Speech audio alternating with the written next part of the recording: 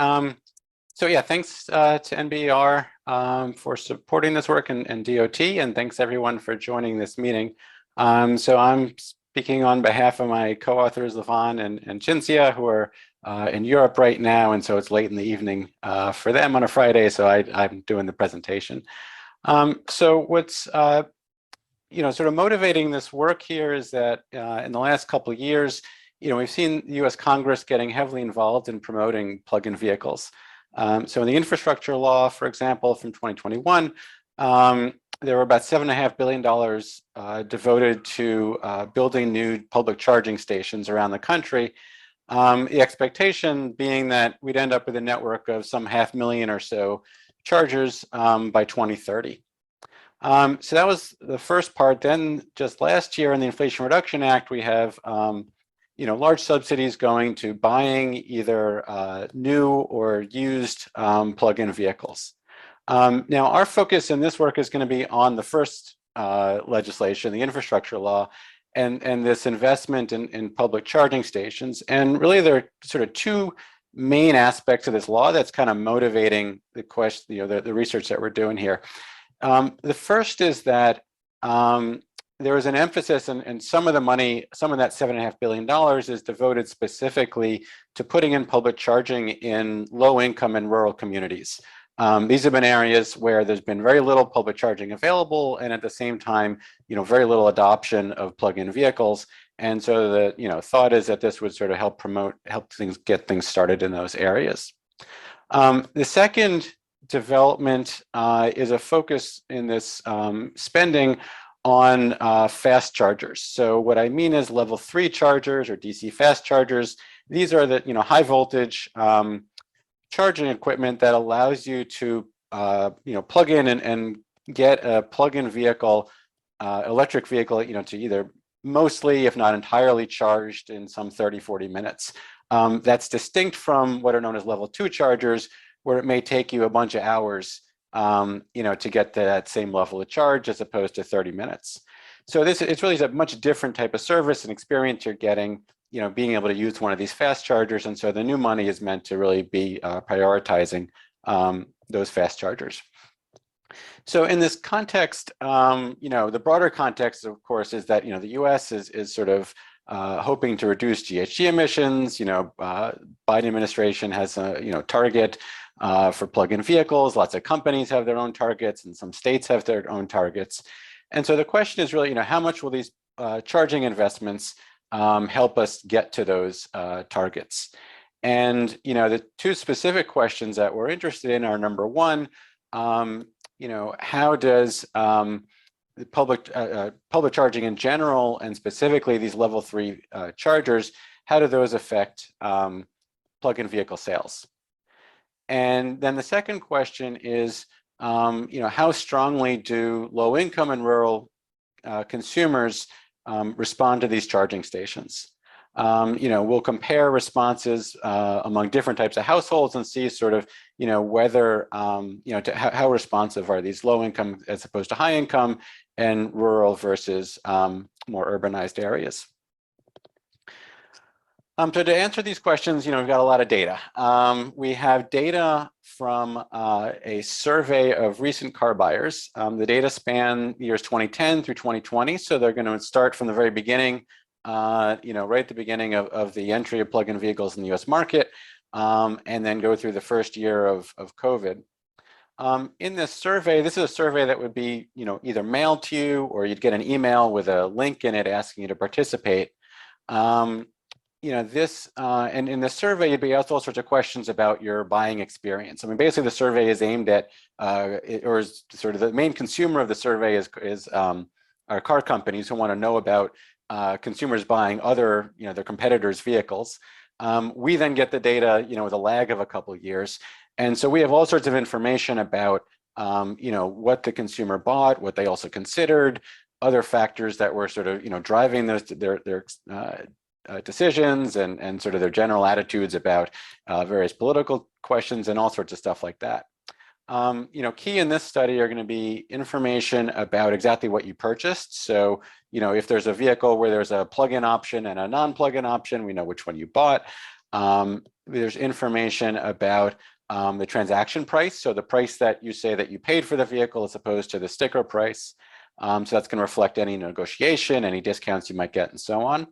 And then we know lots of attributes of the vehicle, including add-ons that you might have chosen. We also know lots of demographics about the households, like we know their income, we know the zip code the household's located in, lots of other information for these households. And then there's some information about other vehicles owned by the household. So like there's a small number of households where like when we see them in the data, they're buying their second plug-in vehicle.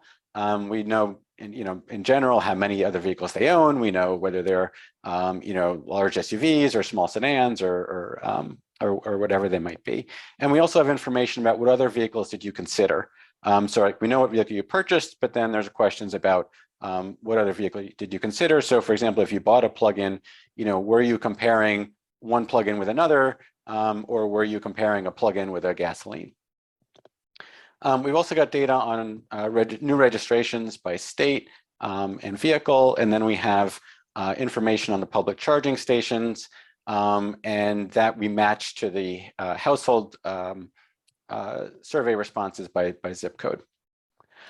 So what we end up with is a data set that's at the individual household level, where sort of an observation reflects a household that purchased a vehicle.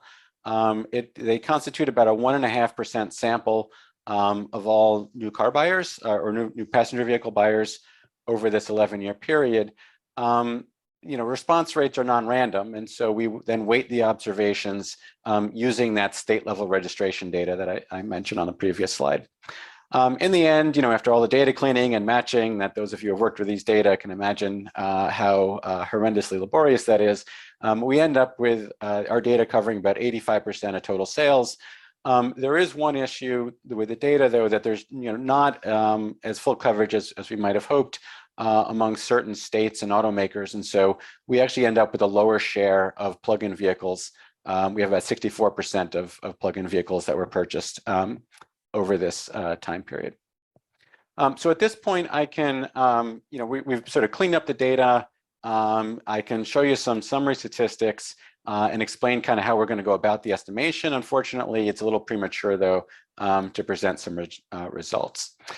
So these maps are now showing you the charging infrastructure status. So this is on the left, you're looking at the number of level 2 charging points per zip code.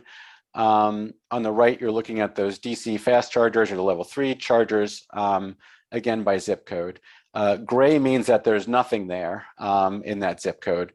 And then the sort of green is indicating from light to dark, indicating more charging stations. And we can see, clustering as one might expect, on the two coasts, on the East Coast and on the West Coast. Over time, on the left, you're looking at the public chargers from 2009 through 2020 by year. So the red are the level 3 chargers, and then the green are the level 2 chargers. And we can see that most of the majority of these chargers have been the level 2. We see, though, over time, though, sort of a shift from level 2 to level 3. And then, given the way the legislation's written out, we expect to see sort of a continued shift towards these level 3. And so, by studying how people respond in recent years to those level 3 chargers, we can say something about, the near-term effects, at least, of the future investments.